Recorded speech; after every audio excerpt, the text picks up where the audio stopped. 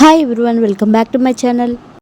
వెలిగండ్ల మండలం మోటుపల్లి గ్రామ పంచాయతీ నందు స్వర్ణాంధ్ర స్వచ్ఛాంధ్ర కార్యక్రమంలో భాగంగా ప్రతి బుధవారం జరిగే స్వచ్ఛపదం కార్యక్రమాన్ని గ్రామ పంచాయతీ ప్రత్యేక అధికారి సింగంపల్లి రాంప్రసాద్ ఆధ్వర్యంలో నిర్వహించారు.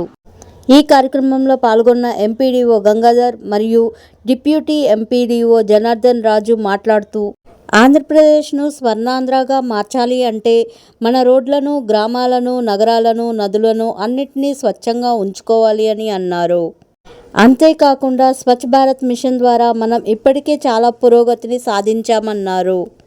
అలానే స్వచ్ఛాంధ్ర ద్వారా కూడా మనం మరింత పురోగతిని సాధించాలి అని అన్నారు. ప్లాస్టిక్ వినియోగాన్ని తగ్గించి వృక్ష సంపదను పెంచి పర్యావరణాన్ని కాపాడుకోవాలి అని అన్నారు.